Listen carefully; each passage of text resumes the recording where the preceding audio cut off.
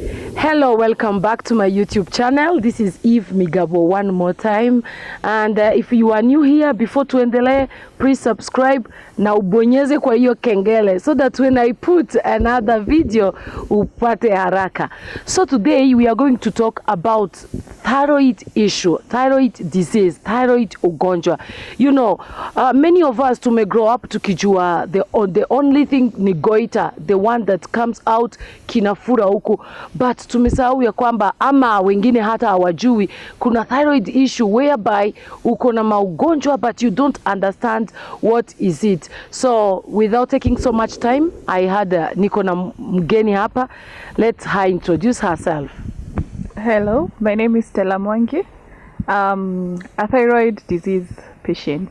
I've been living with thyroid disease for 7 years now. Yeah. Oh my God. So before tuendelee kwanza, what is thyroid? You know, now that I know umeshafanya ma research, utuambie kwanza thyroid ni nini? Thyroid is a gland yenye iko hapa kwa the throat. It has very many functions in the body. It's actually one of the few glands that have a lot of functions in the body. Some of them that I know, it's in charge of your metabolism, balance, regulating heat, and a lot more. And it's part of what is called the endocrine system. Yeah. Okay, thank you so much. So umetuambia wewe ni patient wa thyroid. Kindly tell us how it started, how did you know? Because unaona kama haufuri hapa, you know, watu watajua uko na kishida wakiona kitu kimefura. But kama hakifuri uwezi ukajua. How did you know you have that disease? So I didn't know that I have the disease until one day in August 2014. I remember very well, it was on a Saturday. So I woke up in the morning, and when I got out of bed, I fell. So, and then I tried standing up again, and I couldn't. So at that point, I was shaking. My whole body was shaking. My knees felt like I was being electrocuted. So whenever I would try to stand, I just couldn't. My legs felt like they were jelly. So nikakaa kwanza, nikagojea kidogo, nisikize mwili, nikasikia roho ilikuwa ina beat very very fast. And I was just feeling nervous. And then I couldn't understand what was going on. So nikakaa kidogo, nikajisikiza. Then I started thinking about how I have been feeling for the past 3 or so weeks. So before you continue, Stella, it did not come suddenly. Kuna video ulikuwa ukijisikia before, maybe una ignore. So ndo nilikuwa when I look back ndo nikaona I had been feeling very tired for a very long time. For a couple of months nilikuwa tu naamka, hapana, hakuna kitu nimefanya, naamka nimechoka, nalala nimechoka. But I would ignore. I had just changed jobs that year, so I had not taken leave. See, from January to August, I had not taken any leave, and even the previous year, before I left the previous employer, I had not taken leave. So I just kept telling myself, ni kuchoka tu, ni mwili tu. But tena pia, looking back again, I realized that I had memory issues. Nilikuwa nasahau vitu kidogo sana. But then again, vile tu tunaambiananga hiyo ni kawaida. Kiasi ukiacha kitu hapa unasahau mahali umekiweka. Ninasahau. Ama ukitaka ku-call mtu nasahau ni nani nilikuwa nataka kupigia. Nashika simu nasahau. Alafu pia nilikuwa na I had a blocked nose, a very constant blocked nose. But sina homa. Sina signs za homa, but the blocked nose was there. And then when I would blow my nose, inatoka mucus, inatoka ikiwa na damu. But again, I just ignored it. Nasema labda ni baridi asubuhi. So now, when that happened that morning, it's when I realized. And then again, I had realized a swelling. 2 weeks before that, I had realized a swelling on my throat. Big one or kadogo? To me, ilikuwa kadogo. Haikuwa kitu ya kushtuka. You know, hata nilijiambia tu labda nililala vibaya, I sprained a muscle, itaisha. But haikuwa imeisha. So ilikuwa imefura right here. Ilikuwa imefura right here. So now when I looked back at all those things, Ndio nikajambia hapana, there must be something wrong with me. Leo lazima nitaenda niangaliwe nini. But before that I had been in and out of hospital seeing doctors because of various issues, kufura miguu, nafikiria labda ni kidneys, so nilikuwa nimesema acha niangaliwe, but nikienda daktari ananiambia hakuna shida yoyote, mpaka naambiwa tembea, walk more, it's because you have a day job and unashinda umeketi. But that never used to help. So that day I was like, no, I'm not going to go see a general practitioner. I need to see a specialist. Sasa I need an answer. So when I looked at my symptoms, nikaona mingi ziko either my nose or my neck. So I decided, let me go see an ENT. Before uende kuona doctor, see an ENT, ulikuwa umeshawahi hata sikia about thyroid? You know? Hapana, sikuwa nimesikia kuhusu thyroid, but I knew about goiter. Only? Nilikuwa najua kuhusu goiter because we had a neighbor who had a goiter. So nilikuwa najua kuhusu goiter. But sikufikiria inaweza kuwa ni goiter. Sababu sasa hakifuri sana. Haijafura. Huwezi suspect. Nilikuwa tu hata nafikiria labda ni tonsils ama ni flu inanishika, but but because of the shaking and the nervousness, that's when I decided, no, I need to see a specialist. So I just took my insurance list of providers, nikaangalia ni ENT mgani yako karibu mahali nilikuwa. Then I went and saw the doctor. So at that point I was shaking, I was so nervous, na niwoga huwezi explain juu I'm not, well, I won't say I'm the most confident person, but again I'm not that kind of person kustuka tu ovyo. But I'm shaking, and then I was just nasikia ingine tu mbaya. It's like something is going to happen. So now I remember when now it was my turn to go see the doctor, when I got into her office. So even before I sat down, I remember the doctor screamed. She really screamed. So nikastuka pia mimi, because sikuwa ninafikiria niko mgonjwa hivyo sana. Lakini vile sasa daktari ali scream, pia mimi nikastuka, so nikafikiria nakufa. So ndio akaniambia hata nikikuangalia tu I can tell where the problem is. So I asked her, what's the problem? Akaniambia, I suspect you have something called hyperthyroidism. So akaniuliza kama nishaisikia, nikamwambia hata I have no idea what that is. So ndio akaniambia, but we won't work on assumptions, wacha tufanye test and then we see what's happening. But then she told me, you really need, I can see you're really sick, so you won't even go to work. Like, nitakuandikia sick of sai because you cannot work in your state. But then now, unfortunately, it was on a Saturday, so I couldn't go see an endocrinologist. So ndio nikafanya test, and then she gave me a few medicines, and then she told me to come back on Monday for the results. So I went back on Monday, and the results were out. And then it showed I had hyperthyroidism. And my levels were out of control. Kabisa. Mpaka juu, the machine that does the test, the TFT test, kuna levels, kuna zile levels inakuanga between, I think they say between 0 and I think maximum ni 1,000. Zangu zilikuwa way past 1,000, that the machine couldn't even tell the exact number. Ilikuwa inasema tu excess hormones, So akaniambia, you are really, really, really sick. The truth is, you are very sick, and you are just extremely lucky that umekuja kuniona when you came to see me. So, and because of that, I'm going to send you to a person who deals with thyroid issues, and that person is called an endocrinologist. So I'd never heard about an endocrinologist before that. So akaniambia, nikiwa tu hapo akapigia, she called the doctor. So that doctor is Dr. Acharya, Kirtida Acharya. So she's the one I've been seeing throughout. So akampigia simu na akamwambia, kuna patient na kutumia sahi akuja kuone na hata kama hana pesa ya consultation, I beg you to see her because she was like, I really beg you to see her because it's a bad case. So I went to Mpisha. She's based at Mpisha, so I went to see her. I remember I got there, I think around lunchtime at 1, so she was out. So I sat at the reception waiting for her.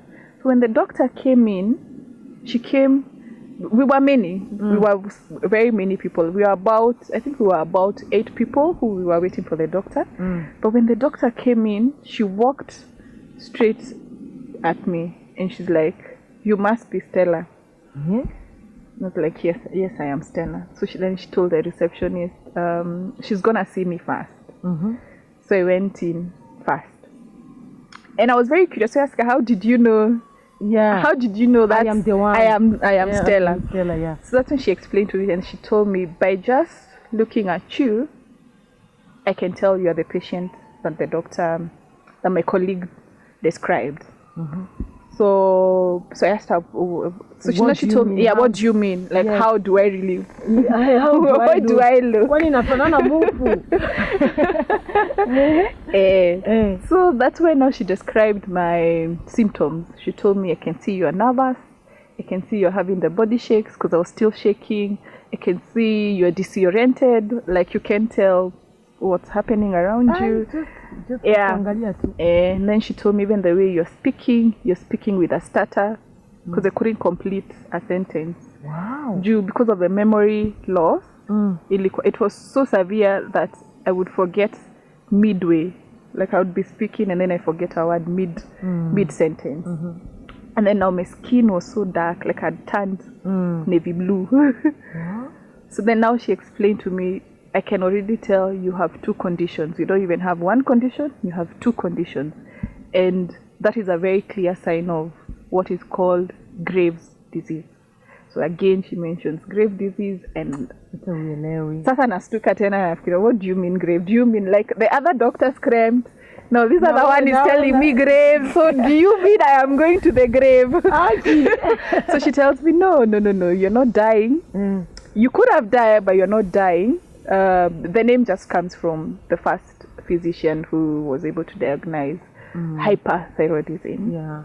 And they say Graves' disease is the autoimmune. That means you have the antibodies. You were born with the antibodies.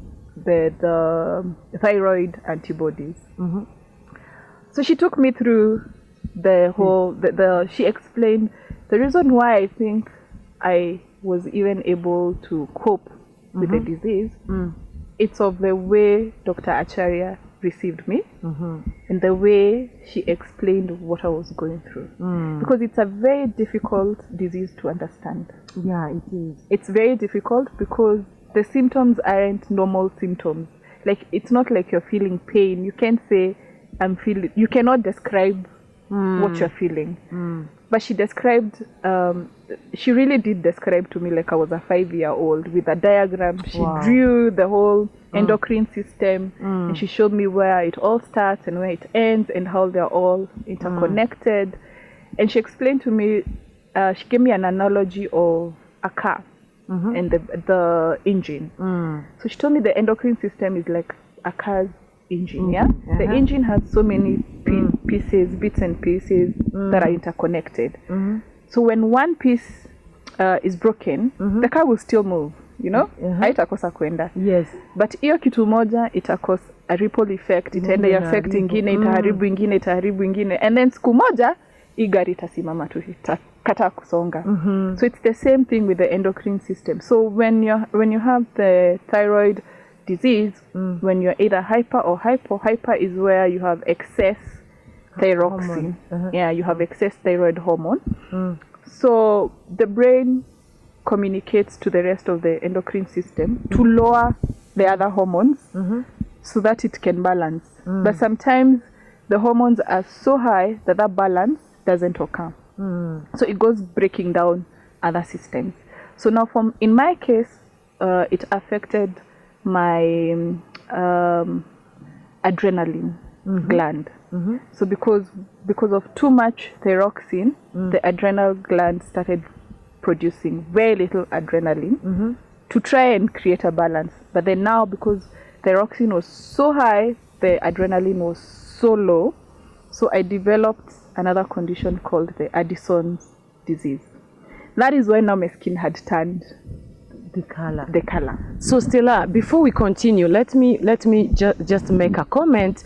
You know, many of us, watu wengi sana, uko na kakitu ka ugonjwa, but you don't know why. You know, I've come to realize kuna watu wamezaliwa, it's like they are lazy. You know, wanakuanga tu na fatigue. Sometimes it is the problem and they don't know. Ama mtu kusahau. You wanted to call this person, but unafikia simu, you are like, by the way, nilikuwa nataka kutext mtu, you know. Ama nimeshasikia pia thyroid, it can affect mtu hawezi kuzaa. Unaenda daktari, unatafuta gynecologist, wanakuambia uko tu sawa, but mimba haikuje. Sometimes it is because of the thyroid. Number 2, it can cause miscarriage. If you have ball na hormones zako haziko balance, inaweza cause, unapata mtu anapata ball leo, kesho inatoka.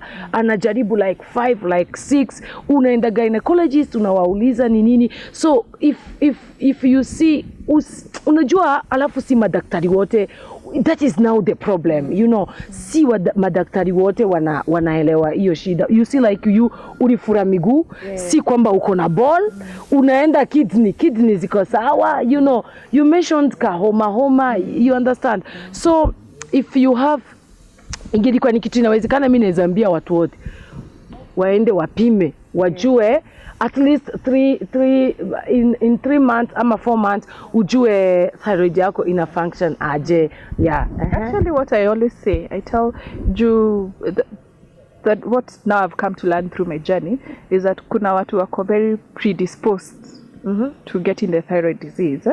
And that's women. Number 1, it's women. Yeah. Women who are of 30 and above, you are predisposed to getting the thyroid.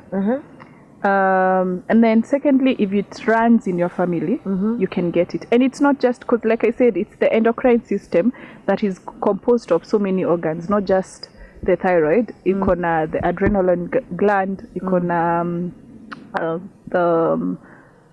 like the diseases that should make you worried, what we call the autoimmune diseases, if they run in your family, such as the thyroid disease, if there's anyone who's ever had goiter, kuna high blood pressure, kuna diabetes, arthritis, you know, if those diseases run in your family, you are predisposed to thyroid disease.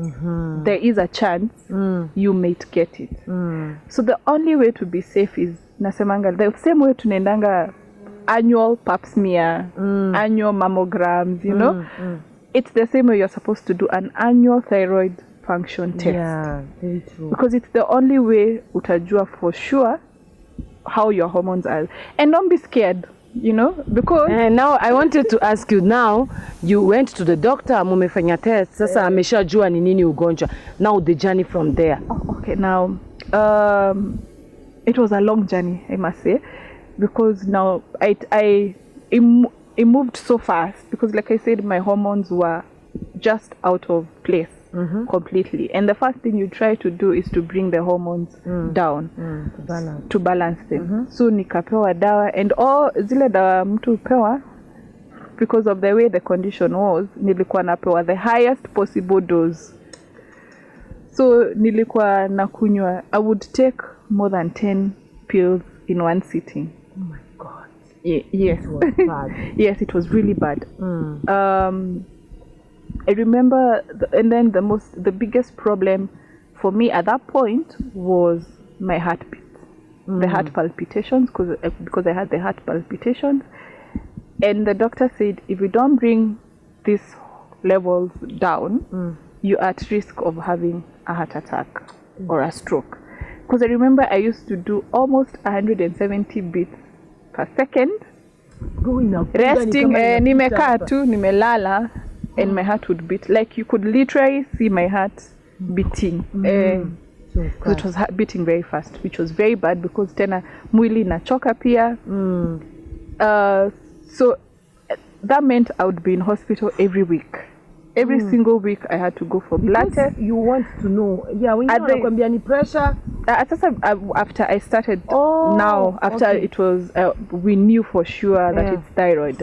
So now I had to go. I was taking the medicine, and I had to do the thyroid test every week, just to see whether these hormones are really balancing. So I took medicine for like 2 months.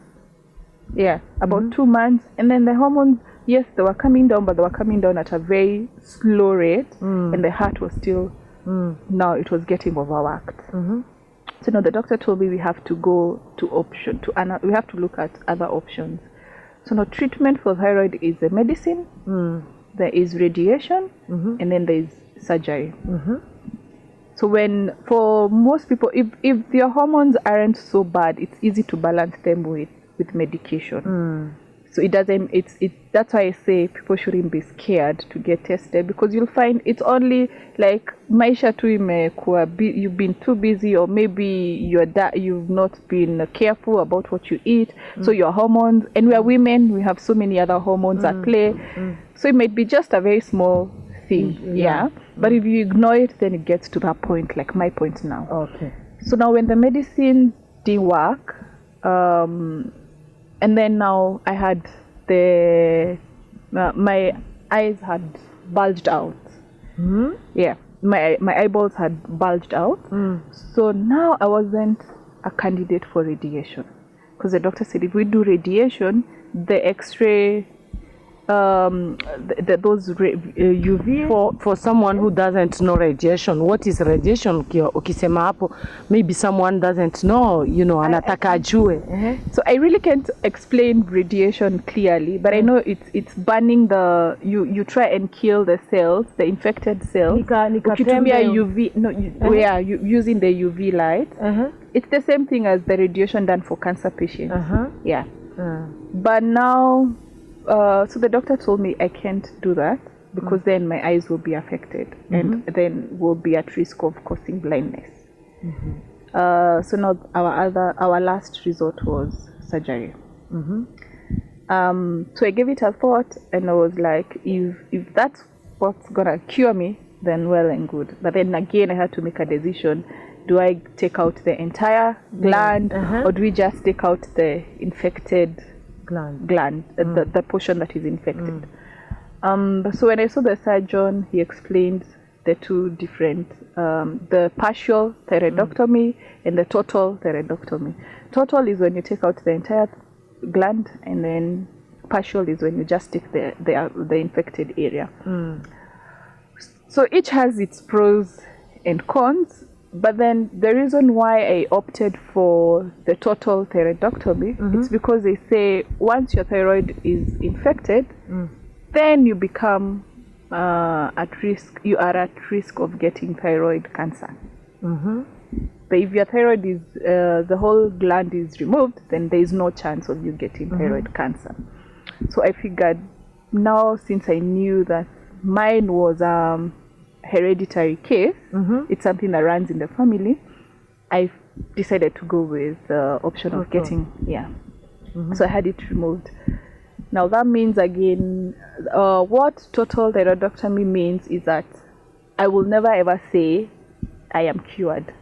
Because then I have to take medication to replace the thyroid gland all the rest of your life. The rest of my life. Yes, so I have to take up. It is not an easy something. Yes, it may look like it's the easier decision, but it's not necessarily the easiest, because then it means now you have to accept the fact that you have to take medication daily. With a partial one, there is a chance that you can go to remission, so which means there's a chance unaweza pona kabisa. Alafu usikunywe hizo manini. There is a chance wanakunini no carbimazole. Unajua mimi nazijua madawa. No carbimazole, no levothyroxine. Oh, so it is good watu tupime very early. If it's detected early and your hormones are just slightly off balance, when you're given medication, it's either the carbimazole if they are too high, so we bring them down, or levothyroxine if they are low, so we bring them up, and it's optimum. Balance. Wow. There is a chance of that happening. Unaona ni sisi tunajua sababu atunini, we don't go to the hospital. Yes. So you went. So I went. I can see. Yeah. Please, can you nini? I can see alifanya nini? Alifanya ka surgery. Yes. But do ni kadogo hata akanini. Yes. So now that's the other thing. I think going to the right doctor. I know using the right doctor is not the right term because you don't know who the right doctor is really. Yeah. But I guess with awareness, you're able to tell now who is the right doctor and who is not. So that's the other advantage that I have, because I was really scared about having a scar on my neck. Yes. And I thought I would have lazima nitavaa scarf. Hata nilikuwa nimenunua scarves mingi sana because I thought I would have to wear a scarf. But the doctor told me no, there's something called laparoscopic surgery. We don't have to ruin your looks, you know. So he did a very good job, and you can hardly tell Kabisa. that I have a scar. Yeah. So that was it. So now after surgery, you would imagine life will be easy. Yeah. Na nikuulize, that surgery, does it take long? No. Unakaa kwa theater for how many hours? Unalalishwa the whole body? Unajua kwanza pia mimi naogopa surgery. Unajua kuna mtu akisikia surgery, ni kama sintarudi. Okay, like with every surgery, it's a risk. It's a gamble with life, as with every surgery. So wanasemanga with the thyroid surgery, you have to be aware that what could go wrong. Mostly inakuanga be the vocal cords, because it's very near the vocal cords, so the vocal cords could be injured. So that's one of the major risks of the thyroid. Otherwise, it's not a complicated surgery. It's probably, I think it takes about an hour or two. Wow. But the recovery then depends on your body. Because like for me, I remember my recovery took very long. Like I stayed in the hospital. Not in the hospital actually, like the theater's observation before I could be taken back to the ward. It took me very many hours, about 5 hours. Because of the heartbeat. Remember, I had a very high heartbeat. So they have to observe and see that heart rate is now, because surgery means there's a change in your body. Yeah. You know? Kuna kitu wametoa. So, but with most people, it's not that complicated really. And then after that, you're out of hospital in 3 days. Wow. Yeah. And hapa ni wound unaenda hosi ama? Wound kama vile nasema, so yangu haikuwa kubwa hivyo. So in a week's time ilikuwa ishaanza kuheal. And then plus, okay, it's about how you take care of yourself, how you eat. Yeah. Na nikuulize, after surgery, did you see any change that did not make you regret? You know, sometimes you are like, I wish ningekunywa tu madawa. Kwa nini nilikubali? You understand? Is there any change that uliona? You see, you that you can tell this ilinisaidia yenyewe, you know? I know the first thing that was very noticeable, and I remember being very shocked myself, is that I think about a day or two after the surgery, my skin color changed. Wow. Yeah, my skin color changed. From your darkness, ikaanza kurudi back to normal.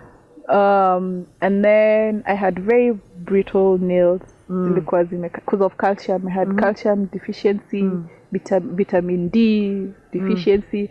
So it all started, the body started going back to normal. Yeah. That was the first change. Well, however, for about a year, there were times I regretted having gone the surgery way. Because like I said now, I moved from being hyper and I went to being hypo. Because now I didn't have the thyroid gland, so which means I had no thyroxine. So, and you know, with medication, like hormones are things you cannot measure, or like you cannot say that you need 10 hormones, or we cannot say that Eve and Stella require, you know, like it's not a standard amount. There isn't no standard amount of the level of hormones your body requires.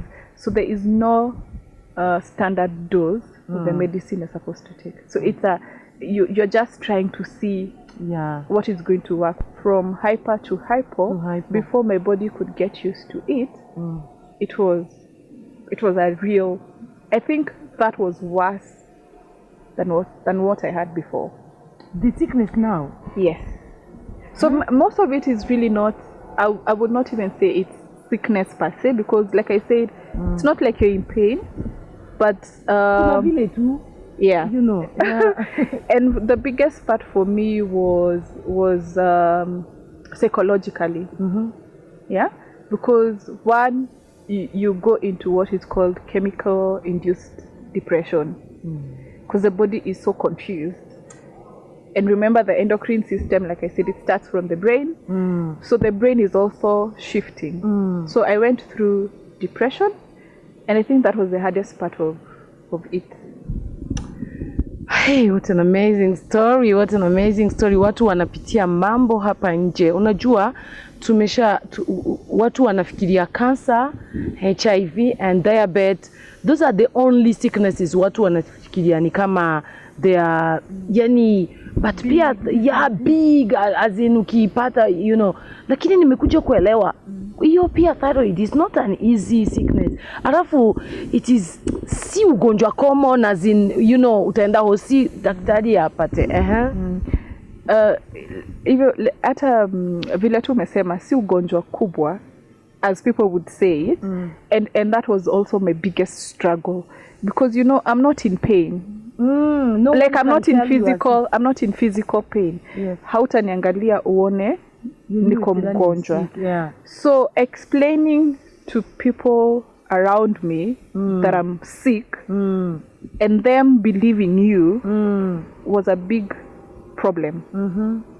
Watu wengi walikuwa nasema unajifanya, like can you just be strong and, you know, deal with it, stop being so you know, and that plays into your psychology. I know. And then also there's the physical changes. You add so much weight. That one. Unaona tu mtu suddenly add weight. So it can be the thyroid problem. Ama mtu alikuwa mkubwa suddenly anakuwa kadogo. Ama mtu hajawahi nona tangu azaliwe. Sasa kama mimi sikuwahi, I've never been big. So I remember that I never ever used to be more than 50 kilograms. But by the time I was going for surgery, I had lost, like in a span of 3 weeks, I had lost almost 6 kilos. So by the time nilikuwa naenda hospitali, I was so small. Then after the surgery, I shot all the way to 55, then from 55 to 60. And you see, all my life I've never been big. So that was a very big difference. Yeah, inanisumbua. Your hair is just, you're living here everywhere. People are complaining you're dirty. And you know, it's not your choice. You're not even aware that these things are happening. So, and I remember it was so bad for me that I decided, let me just cut my hair off. Niache kushina nikisumbuka nayo, or to even stop being annoying to other people. Yes. And then of course it affects your relationships, because you're fighting all the time. You're moody, you're irrational, you know. Then you go into depression. People don't understand that. And I remember at that time, at that point, it used to stress me because I could not understand why I am depressed, because things at that point were really good for me. Apart from the disease, everything else was working. I was at a point where I think my life was good. For a very long time, that was a very good time for me. So now I am confused, because I'm like, if I'm supposed to be happy, but I don't feel happy. Yeah. But what I say is that, like I said, having the right doctor plays a very huge role in how you recover and how you deal with the disease. Because I remember the doctor was the only one person who would understand exactly what you are passing through. Because you have some very weird symptoms. But I remember the doctor used to tell me, when you come and see me, because of the memory problems, so she would tell me, write them down. Write those symptoms down. It does not matter how stupid It looks. Write it down. Because it is a symptom, and it will help me know how your hormones are playing. So because sometimes you're feeling itchy, then you itch, but there's no, you know how you're supposed to feel when you're itchy? You're supposed to feel some kind of relief, but you itch and then you feel nothing. But when you're not itching, you're feeling the desire to itch. It's called the phantom itch. So it's just in your head. It's really not happening. It's just in your head. It's explained as it's called the phantom limb.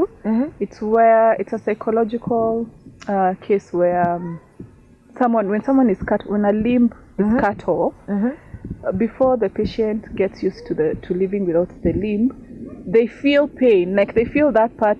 Like if it's the leg that was cut off, your brain tells you the leg is still there and the leg is in pain. And you see, you don't have the leg, but you're feeling pain. So it's the same thing. So you're feeling itchy, but there is really there is nothing. There's nothing. Yes, Akuna. And it's really, really, really bad. Like unasikia tu mwili yote, you just want to scratch, but there's nothing. So you see something like that, how do you start explaining to someone that nasikia kujikuna lakini haiko? How you so you start thinking you're losing your mind. So that's why the doctor was like, no, just write down all those symptoms and then come and tell me, and then I will explain to you what is happening. Because if you don't do that, you will start thinking you are going crazy. So now nikuulize, so now from hyper, now you are hypo. So now you will have to take medicine all the days of your life? Yes. So I take a pill every day. One in the morning or in the evening, or when?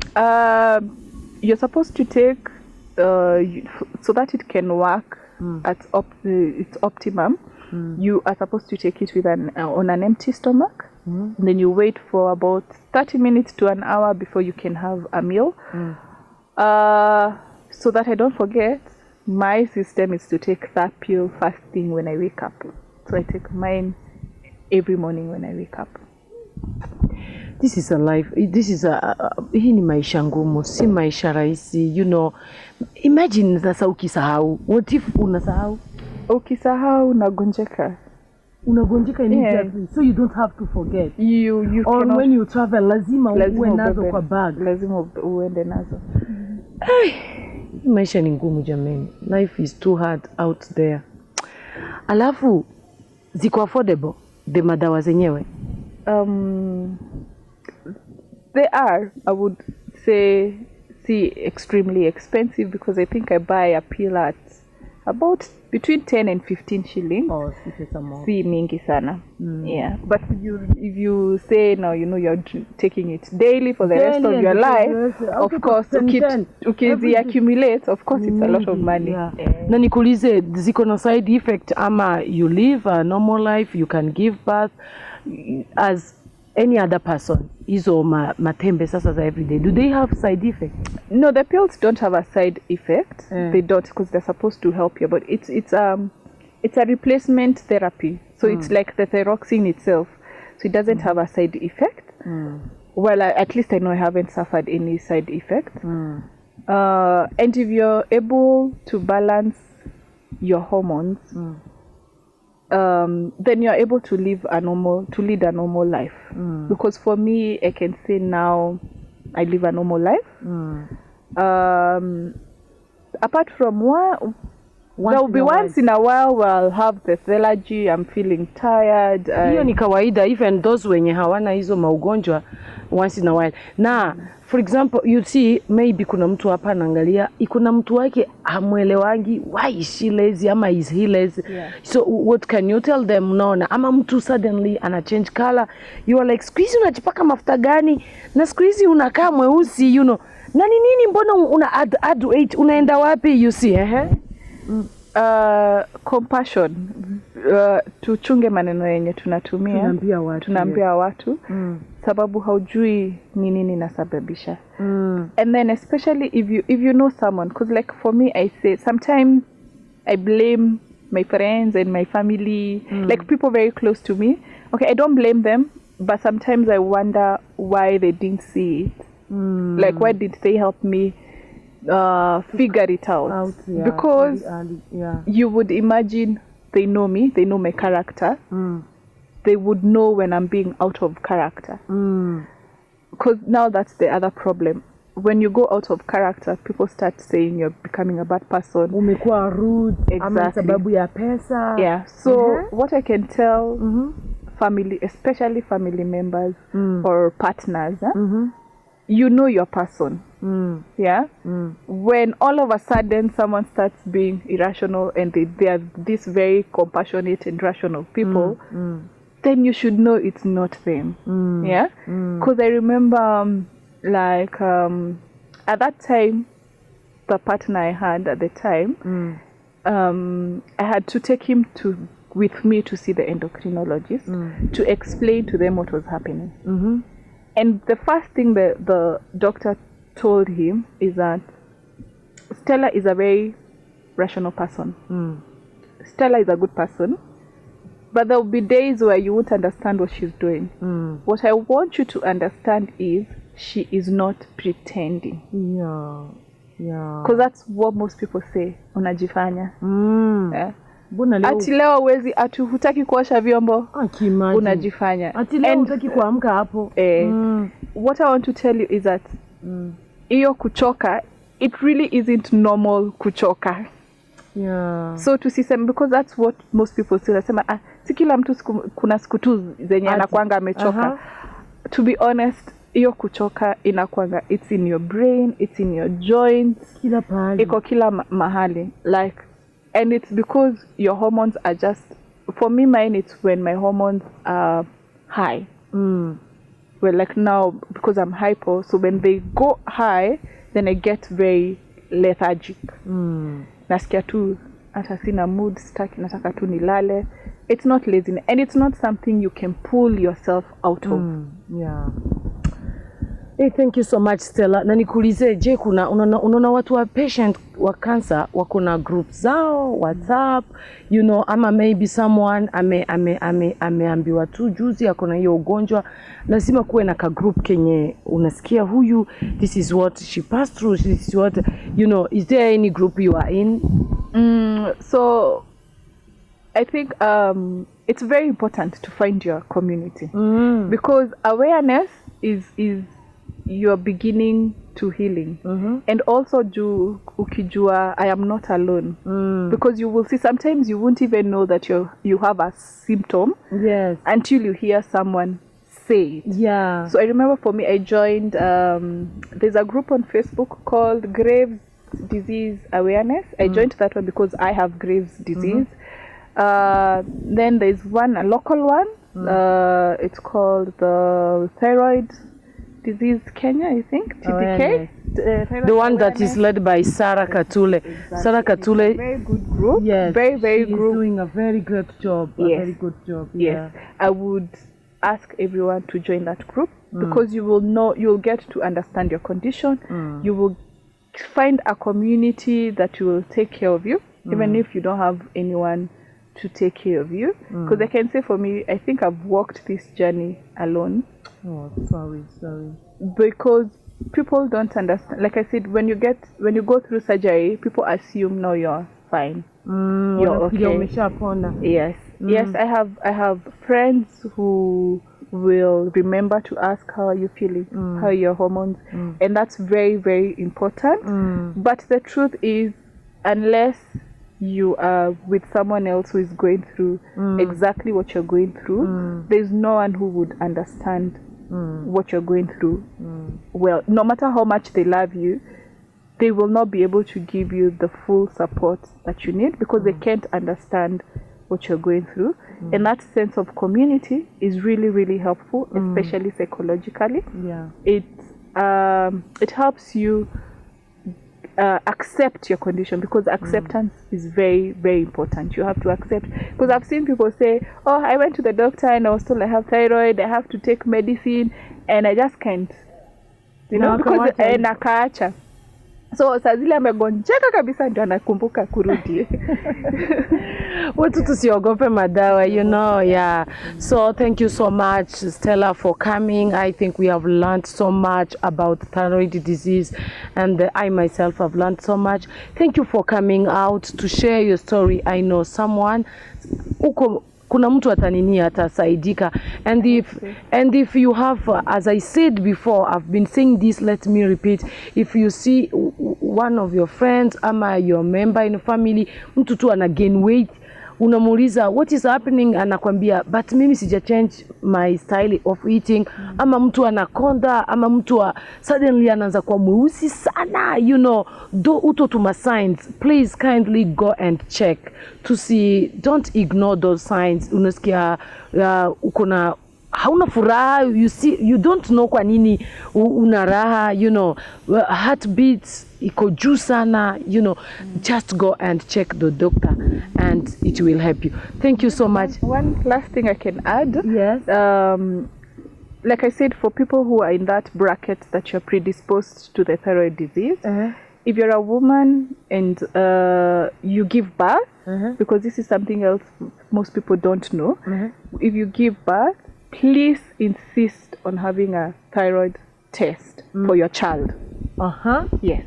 Okay. Because it's supposed to be one of the mandatory tests that are done on a newborn, but it's not done here in Kenya. That is what I wanted to say. Hiyo hata ni mara ya kwanza mimi nasikia. It's not done here in Kenya. And you see now, like I say, I have the antibodies. So if I had been tested when I was born, my mom would have been aware that I have the antibodies, and so I could have been taken through the healing process way from the time I was a child. Wow. You know, and also for the patients, like us patients, it's very important for you to know, because if it's hereditary, that it means it can also be born, your child can be born with it. And the earlier you get to know about it, the better. So remember, always insist, if you have a newborn, it's supposed to be done the first week, like the same way they do all those other newborn tests. So before even we conclude, it means thyroid inaweza shika mtoi, inaweza shika mbaba, a man, and it can even everybody. Yes. And everyone can get it, even a child. What I mean by the antibodies is that it doesn't mean that they are born sick. It doesn't necessarily mean they're sick. It's just that they have the Graves. Now for me, it means my child might have the Graves disease antibodies. So if not checked, it can become now problematic. Okay. Yes. Hey, Stella, thank you so much. We have learned a lot. God bless you so much. And please share, comment. I think someone out there anataka kusikia hii story, so that kuna mtu nikushua tu anajiulizanga, why am I feeling this? Why today I'm not in the mood, you know? Just go and be checked. Tuende tuchekiwe.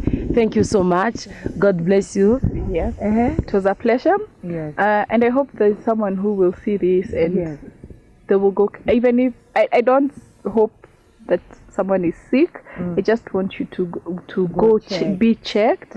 It's the same, I think, about thyroid the same way I know about like diabetes. Diabetes, just a few years back, no one knew about diabetes. But because of awareness, because of people going out and talking about it, now people can easily be diabetes is no longer a killer disease.